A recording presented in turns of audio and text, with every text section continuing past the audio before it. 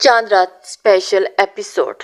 मुझ जैसे तगड़े मर्द के साथ सुहागरात बनाकर तुम्हारा ये छोटा कमजोर सा जिस्म चलने फिरने के काबिल नहीं रहेगा। अलमीर शाह उसे कोठे से खरीद कर लाया था जो बचपन की मनकूहा थी, और इस बात से अनजान अलमीर शाह के वजनी जिस्म को अपने ऊपर हटाने लगी। मैं किसी मर्द को पास नहीं आने दिया, मैं कंवारी हूँ। वो अपने जिस्म को अलमीर से छुपाने लगी। अलमीर के अंदर आग थी, उस मासूम की चीखें दीवारों से टकराने लगी। अलमीर ने शिद्दत से उसकी गहराइयों में अलमीर कमरे में दाखिल हुआ। रंगीन लाइट उस कमरे में जल रही थी। ये उस कोठे का ऐसा कमरा था जहां पर किसी एक शख्स को ही आने की इजाजत होती थी, और यहाँ पर हमेशा हर नए आने वाले मर्द को एक कुंवारी लड़की दी जाती जिसे वो अपनी प्यास बुझाता था, और उसकी कीमत भी लाखों में होती थी। अलमीर के चेहरे पर दुनिया जहां की संजीदगी छाई हुई थी, और उस लड़की की पुश्त नजर आ रही थी। उसके खूबसूरत स्याह बालों ने उस लड़की की कमर को ढांप कर रखा हुआ था। पतली सी लड़की और उसके घने बाल, ये देख कर अलमीर शाह को एक लम्हा लगा था उसे पहचानने में कि सामने खड़ी लड़की कौन है। वो गुस्से में उसके पास आया और एक ही लम्हे में उसके बाजू से पकड़कर उसका रुख अपनी तरफ मोड़ा। हुनैन हुनैन का सांस ऊपर का ऊपर और नीचे का नीचे रह गया, और अपने सामने अलमीर को देखकर पूरा वजूद जल्जलों की जद में आ गया। पीछे होने लगी, लेकिन अलमीर उसकी कमर पर हाथ रखता हुआ उसे अपने करीब कर चुका था। कितने मर्दों की अब तक रातें गर्म कर चुकी हो, और यहाँ पर रहते हुए तुम्हें जरा सी शर्म नहीं आई? माना कि तुम सबको धमकियां देती थी कि तुम घर छोड़ दोगी, लेकिन घर छोड़ के इस कोठे पर आ जाओगी, मुझे बिल्कुल भी अंदाजा नहीं था। शाहों की इज्जत की, घर की इज्जत हो, यहाँ पर कोठे पर होगी। मैं तुमसे क्या पूछ रहा हूँ? अब तक कितने मर्दों की रातें रंगीन कर चुकी हो, कितने मर्दों के बिस्तर की जीनत बनी हो। शाह हवेली की इज्जत होते हुए तुम यहाँ कोठे पर हो। ये कहकर अलमीर ने जोरदार तमाचा उसके मुंह पर रसीद किया, और उसका होंठ फट गया। होंठ से खून बहने लगा, लेकिन हुनैन में इतनी हिम्मत नहीं थी कि वो उसे रोक सकती, उसे जवाब देती, कुछ कह पाती। अलमीर पर उस वक़्त बिल्कुल जुनून सा सवार था। बहुत शौक है तुम्हें मर्दों के बिस्तर की जीनत बनने का। 5 मर्दों के बराबर हूँ, और तुम्हें ऐसी ऐसी तकलीफ दूंगा कि तुम सारी जिंदगी याद रखोगी। ये कहकर वो कमरे को कुंडी लगाने लगा। और उस कोठे पर तुम्हें तुम्हें इज्जत को गंवाने का शौक है ना? पहले भी गवा चुकी होगी, तो क्यों ना तुम्हें इस कोठे की जीनत ही बना दूं। ये कहते हुए वो उसकी जानिब बढ़ रहा था, और उसके कंधे पर हाथ रखते उसे रोकने की कोशिश कर रही थी। जो बेनाम सा दुपट्टा था उसे उतारकर दूर फेंक चुका था, और उसके चुस्त पजामे में लिबास में उसका जिस्म बिल्कुल वाज़िह होने लग गया था। आज तक शाह हवेली की लड़कियों में से किसी ने भी ऐसे कपड़े नहीं पहने थे जैसे इस वक्त उसके सामने खड़ी हुनैन शाह के वजूद पर वो देख रहा था। और अगले ही लम्हे वो मजीद उसके पास आया और उसके जबड़े को दबोचता हुआ उसका चेहरा अपने चेहरे के करीब किया। बताओ कौन कौन तुम्हारे पास आया है और कैसे कैसे तुम्हें इस्तेमाल किया है? हुनैन से जैसे वो सवाल पूछ रहा था। हुनैन तो शर्म से निगाहें झुका चुकी थी। किस चीज़ की शर्म आ रही है बताओ मुझे? तुम तो बगैर लिबास के मर्दों के बिस्तरों पर होती हो ना, तो अब क्यों शर्म से निगाहें झुका रही हो? ये कहकर वो पीछे की तरफ बेड की तरफ धक्का दे चुका था। अलमीर प्लीज मुझे यहाँ से ले जाएं, मेरा यहाँ पर दम घुट रहा है। हुनैन ने रोते हुए कहा। क्यों यहाँ पर दम घुट रहा है? पिछले 1 महीने से तुम इसी जगह पर हो, और 1 महीने से यहाँ मर्दों की रातें रंगीन कर रही हो। उस वक्त तुम्हारा दम नहीं घुट रहा था? हुनैन ने मिन्नत समाजत वाले लहजे में से अलमीर की जानिब देखा था, वो जो उसे तंज के नश्तर चला रहा था। अब मुझे देखा तो तुम्हारे ड्रामे शुरू हो गए। तुम्हारा दम घुट रहा है। उसके चेहरे को अपने हाथों के प्याले में भरता हुआ उसके लबों पर झुका तो उसने जब से अपनी आंखें बंद कर ली, और उसे अपना सांस बंद होता हुआ महसूस होने लगा। वो चीखने की कोशिश कर रही थी, लेकिन उसकी आवाज़ तो हलक में ही अटक चुकी थी। वो चाहकर भी उसे रोक नहीं पा रही थी, और उसके ऊपर झुका अपनी पूरी शिद्दत उस पर निछावर करने लगा। वो सांस भी नहीं ले पा रही थी, और मुसलसल उसे उसके सीने पर मुक्के मारते हुए खुद से दूर करने की कोशिश करने लगी थी। हुनैन उसकी आंखों में यूं महसूस हो रहा था कि जैसे जैसे جیسے ابھی ابل کر باہر آ جائیں گی۔ المیر چھوڑے مجھے، میں مر جاؤں گی، وہ سسکتے ہوئے بولی۔ المیر جیسے ہی اسے دور ہوا تو اس کے ہونٹ یوں تھے جیسے ابھی خون بہہ جائے گا۔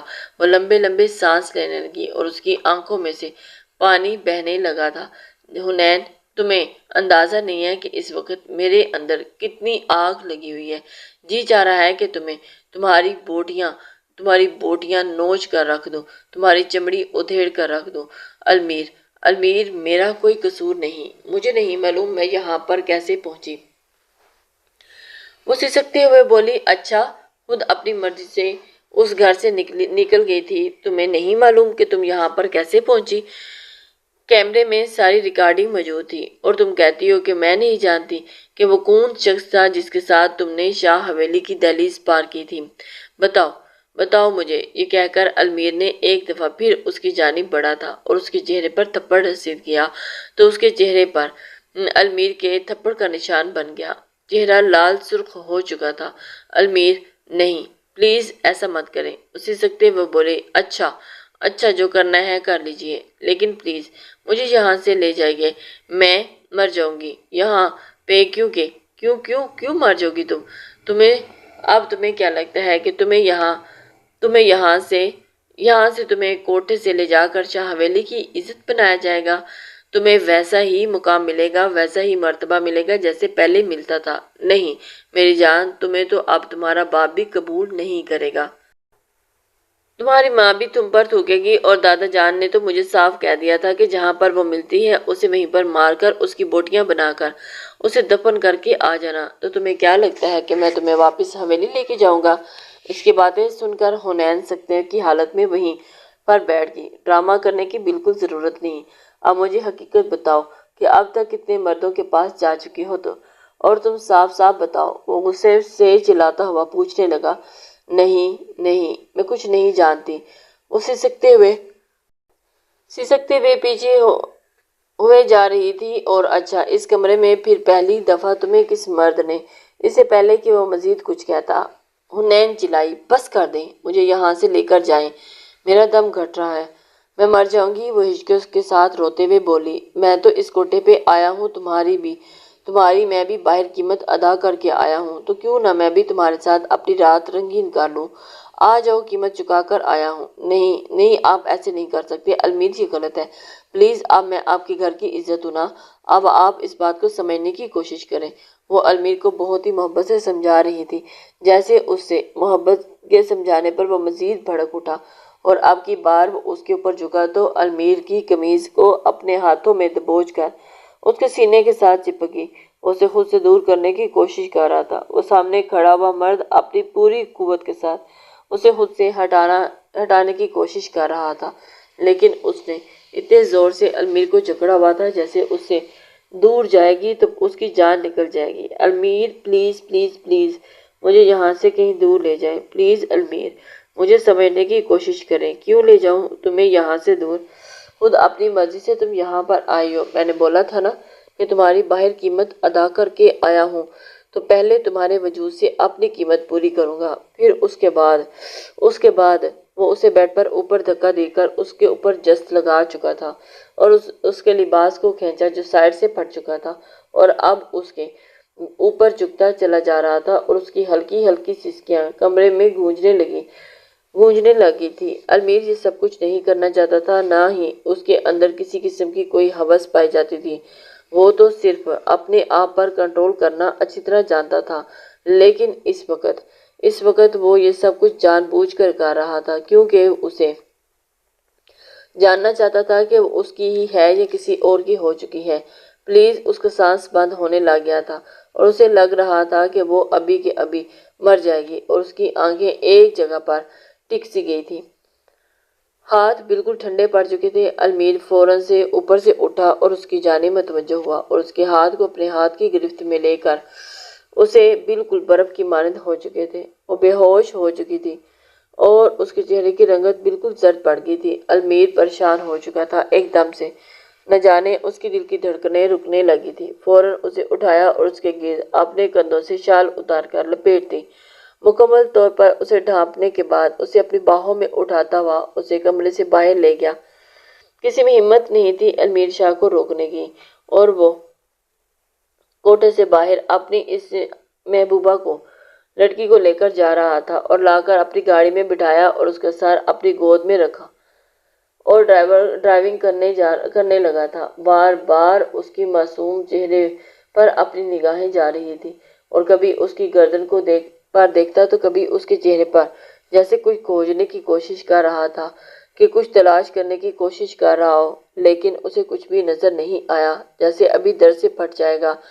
थोड़ी देर में वो अस्पताल गाड़ी शाह हवेली के सामने रुकी थी और वो अपनी बाहों में उसे भरते हुए शाह हवेली में दाखिल हुआ तो वो सबसे पहले उसे अपने कमरे की जानिब दादा जान के सामने आ गए। उससे मैं कहने लगा कि तुम इस लड़की को कहाँ से लेकर आ रहे हो, जबकि उन्हें पहले से ही मालूम था कि वो किसी कोठे पर है, कि हुनैन मिल चुकी है, लेकिन जिस जगह से मिली है वो नाकाबिले कबूल जगह है। वहां से मिलने के बाद कभी उसे हवेली वाले कबूल नहीं कर सकते। वो कहने लगा, दादा जान, इस बारे में मैं आपसे बाद में बात करता हूँ, पहले इसे कमरे में ले जाने दें। इसकी तबीयत ठीक नहीं है। और इसकी बात सुनकर दादा जान कहने लगे, ये इस हवेली में इससे आगे नहीं जाएगी। अगर तुमने यहाँ से आगे ले जाने की कोशिश की तो मुझसे बुरा कोई नहीं होगा। हुनैन के बाबा जान भी आ चुके थे। हाशिम साहब कहने लगे, इस लड़की को तुम इस घर में क्यों लेके आए हो? मेरी बेटी मेरे लिए मर चुकी है, ये मेरी हुनैन नहीं हो सकती। उसके चेहरे पर लगा हुआ मेकअप, गहरी लिपस्टिक का काजल, हर चीज इस बात की गवाही दे रही थी कि वो उसे कहाँ से लेकर आया है। लेकिन वो सबकी बातों को इग्नोर करता हुआ सीढ़ियां चढ़ते हुए लाकर उसे फेंकने वाले अंदाज पर बेड पर पटका था और उसका सर एक तरफ लड़ चुका था। वो वापस बाहर आया और कहने लगा, बस कर दो, खुदा के लिए। माना कि वो खुद अपनी मर्जी से इस घर से गई थी और वहां पर पहुंची थी, लेकिन उसे एक मौका देना चाहिए हमें सफाई का। वो इस घर की इज्जत है और मैं यूं ही उसे बाहर फेंक कर आ जाऊं, अगर उसे काट के कुत्तों को भी डाल दूंगा तब भी तो बदनामी होगी। और अगर लेकर आया हूँ और सारे गांव में ये बात फैल जाएगी कि उसे कहाँ से लेकर उठाकर लाए हो, कोठे से लेकर आया हूँ, बदनामी तो तब भी होगी। बदनामी हर जगह से हमारी ही होगी। लेकिन खुदा के लिए एक दफ़ा आप लोग खामोश हो जाओ, क्योंकि वो जानता था कि इस दफ़ा कि ये सारी बात गांव में फैल चुकी है कि हुनैन चाह हवेली की अकलौती बेटी एक कोठे से मिली है जो पिछले 1 महीने से गायब थी। फारिस कहने लगा, देखिए भाई, आप हुनैन को अभी के अभी गोलियों से भून डालें। आपको नहीं पता कि वो किस जगह से आई है। मैं कभी भी नहीं बर्दाश्त कर सकता कि वो लड़की इस घर में रहे। अलमीर सबकी बातें सुनकर पागल हो चुका था और वो छोड़ दिलावर भी आगे ये बर्दाश्त नहीं कर सकता था कि वो इस घर में रहे। छोटा दिलावर भी आगे आ चुका था और कहने लगा, हाँ ठीक कह रहा है भाई, हम इस लड़की को इस घर में बर्दाश्त नहीं कर सकते। लेकिन उसका भाई भी सामने आ चुका था। दिलावर हुनैन का भाई, जबकि फारिस अलमीर का भाई था और वो दोनों ही तपे हुए थे। हमें गांव वालों को मुंह भी दिखाना है और हम ये कभी बर्दाश्त नहीं करेंगे कि हमारे घर की इज्जत एक कोठे से मिली है और हमने उसे उस पास रखा हुआ है। वो दोनों बहुत ज्यादा जज्बाती थे। खुदा के लिए तुम लोग तो खामोश हो जाओ। खबरदार तुम लोगों ने कोई बकवास की तो। वो गुस्से में बोला, लेकिन दादा जान आगे आ चुके थे। देखो अलमीर बच्चे, तुम समझने की कोशिश करो, तुम्हें समझ में क्यों नहीं आ रहा? दादा जान, खुदा के लिए एक दफा मुझे अकेला छोड़ दो। ना जाने क्यों अलमीर के दिल में कुछ होने लग जाता था। सभी मर्द उसे घर में रखने को तैयार नहीं थे, क्योंकि उस वक्त बात उनकी इज्जत पर आ चुकी थी। लेकिन अलमीर के अंदर अभी भी कुछ ऐसा बाकी था। सब लोग जानते थे कि अलमीर से उसे क्यों नहीं निकाल रहा, उस घर से क्यों नहीं उसे मार रहा, क्यों नहीं कोई कदम उठा रहा। सभी उस बात से वाकिफ थे, लेकिन उसके बावजूद अलमीर को मजबूर कर रहे थे। अलमीर सबसे दूर छत पर पड़ी हुई कुर्सी पर जाकर बैठ गया और उसने सिगरेट सुलगा ली। वो कभी नामा रूटीन में सिगरेट नहीं पीता था, लेकिन जब बहुत ज़्यादा तकलीफ और अजियत और तकलीफ नहीं होता था तब वो सिगरेट पीता था। और आज वो यूं ही सिगरेट पिए जा रहा था। हलक में आंसुओं का फंदा अटका हुआ था। क्यों हुनैन, तुम तो एक मासूम सी लड़की थी, तुम ऐसा कैसे कर सकती हो? वो कौन था जिसके साथ तुम इस घर से निकली? हुनैन, मैं तो तुम्हारा सामना भी नहीं कर पा रहा। वो आंखों में नमी लिए सिगरेट के गहरे कश लगा रहा था। उस वक्त सभी हुनैन के खिलाफ थे, यहाँ तक कि उसके मामा और उसकी चची जान भी حنین کو اس گھر میں نہیں رکھنا چاہتی تھی۔ نہ جانے کتنی دیر تک وہ چھت پر بیٹھا رہا اور ایک دفعہ پھر اس کے وجود میں آگ لگنے لگی تھی، لیکن وہ جانتا تھا کہ اگر وہ دوبارہ کمرے میں جائے گا تو اس معصوم کو بخشے گا نہیں۔ نہ جانے پہلے وہ کتنی اذیت اور تکلیف برداشت کر کے آئی تھی۔ تقریباً رات کے 3 بجے وہ جب چھت سے نیچے آیا تو آسیہ بیگم ابھی تک لاؤنج میں بیٹھی ہوئی تھی اور اس کا انتظار کر رہی تھی۔ غصے میں کہنے لگی کہ تمہیں نیچے آنے کا ٹائم مل گیا ہے، میں کب سے تمہارا انتظار کر رہی ہوں اور تم نہ جانے کیا کر رہے تھے اوپر بیٹھ کر۔ تم نے اس لڑکی کو کس حق کے ساتھ اپنے کمرے میں رکھا ہوا ہے جب سارے گھر کے مرد اس کو گھر میں رکھنے کی اجازت نہیں دے رہے، اپنے ساتھ رکھنے کو تیار نہیں؟ اس کی ماں اس کی جانب اپنے ساتھ رکھنے کو تیار نہیں تھی اور اس کے باپ نے صاف بھی انکار کر دیا تھا۔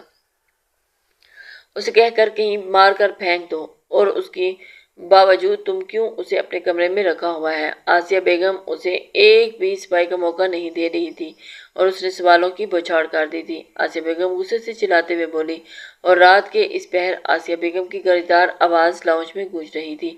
ماما، آہستہ بات کریں۔ وہ بھی آہستگی سے بولا، تم آگے سے میرے سامنے زبان چلاؤ گے؟ تم شاید بھول رہے ہو کہ میں تمہاری ماں ہوں اور ہمارے اصولوں کے مطابق تم یہاں خلاف ہے ماں کے سامنے اونچی آواز میں بات کرنا۔ وہ اسے غصے میں چلاتے ہوئے بولی، مما، میں بہت ہی آرام سے آپ سے بات کر رہا ہوں، سمجھانے کی کوشش کر رہا ہوں، لیکن آپ بات سمجھنے کی کوشش کریں۔ وہ لڑکی میرے کمرے میں ہی رہے گی کیونکہ وہ میری بیوی ہے اور آپ سب لوگ جانتے ہیں کہ وہ بچپن کی میری منکوہا ہے اور اس کے ساتھ کیا کرنا ہے کیا نہیں وہ سب میرے پہ چھوڑ دیں۔ ماں باپ سے زیادہ شوہر کو پتا ہوتا ہے کہ وہ اس وقت کیا کر رہا ہے۔ وہ میرے پاس ہے، آپ لوگوں کو اس بات سے کوئی لینا دینا نہیں ہونا چاہیے۔ میں اسے ماروں، ذلیل کروں، اذیت دوں، تکلیف دوں، اس کے ٹکڑے ٹکڑے کر کے کتوں کے آگے پھینک دوں، یہ میرا مسئلہ ہے، آپ لوگوں کو کوئی لینا دینا نہیں ہے۔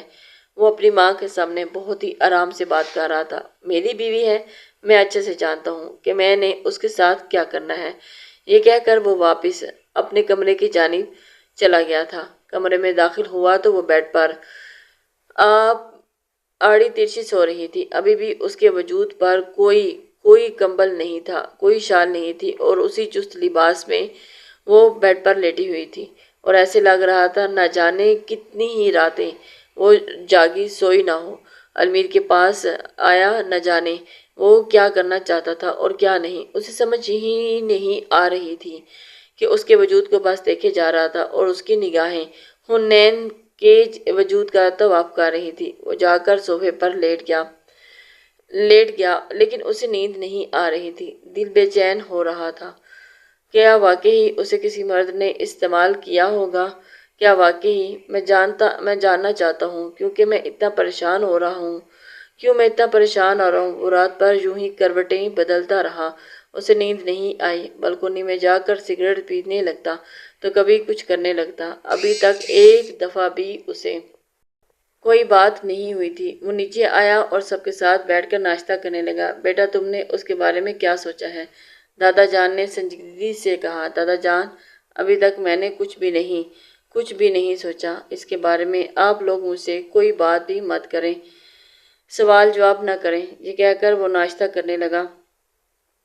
مطلب ہے کوئی سوال جواب نہ کیا جائے تم سے، تو پھر معلوم ہے نا کہ سارے گاؤں میں ہمارے بارے میں کتنی باتیں بنائی جا رہی ہیں۔ شاہ حویلی کی لڑکی اتنا بڑا قدم اٹھایا ہے اور تم کہہ رہے ہو کہ کوئی بات نہ کی جائے، یہ کیسے ممکن ہے؟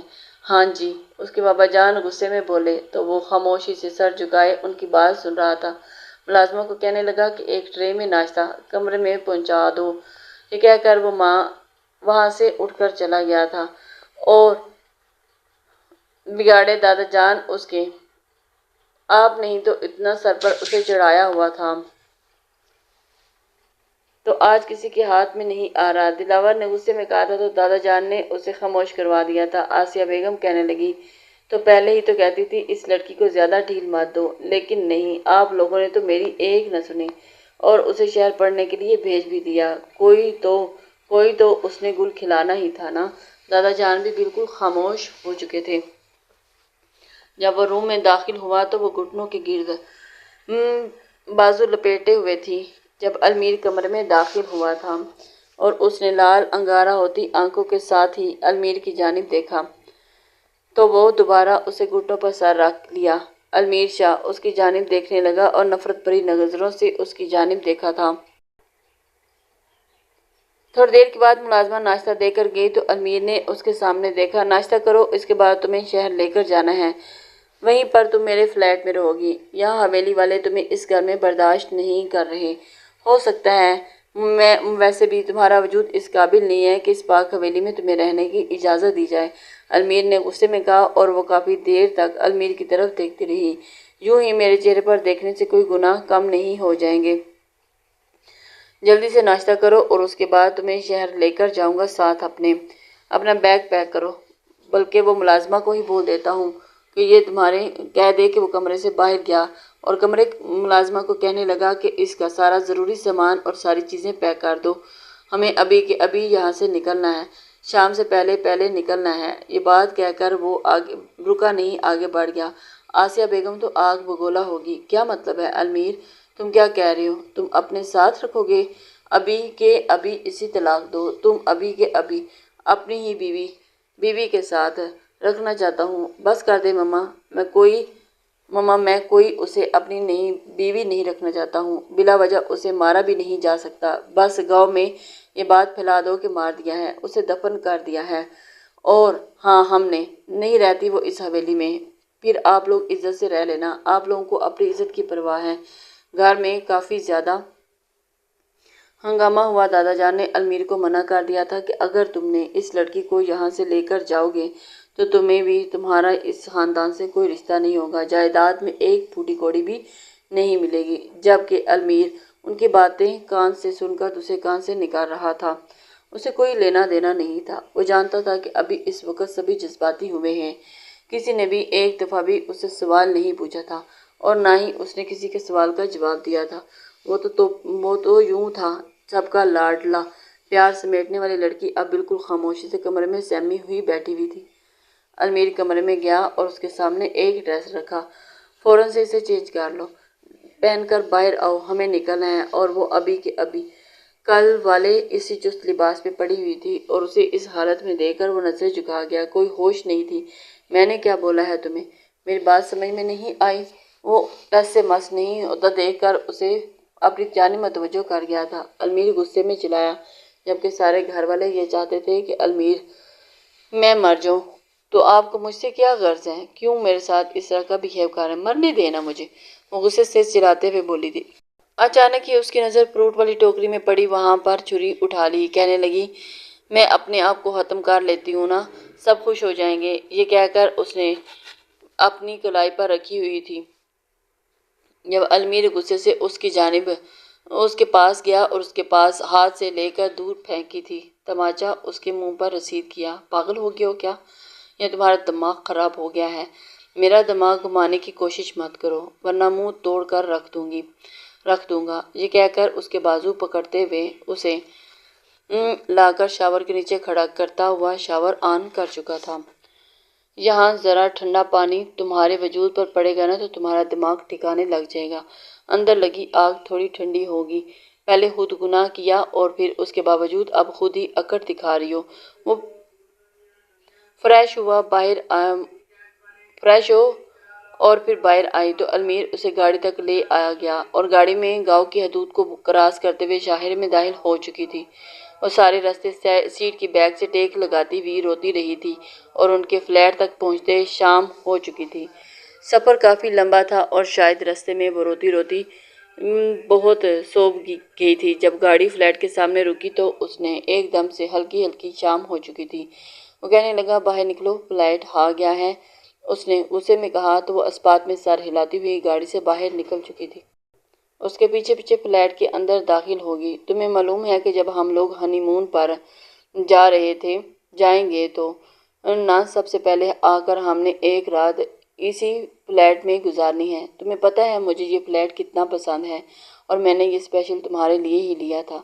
میں جانتا ہوں کہ یہاں پر میں اپنی محبوبہ بیوی کے ساتھ بہت خوبصورت لمحات گزاروں گا۔ फ्लैट में कदम रखते ही अलमीर की बातें उसके कानों में गूंजने लगी थी और उस फ्लैट के बारे में शायद किसी को भी नहीं पता था, कोई भी नहीं जानता था। ये सिर्फ अलमीर और उस हुनैन ही जानते थे।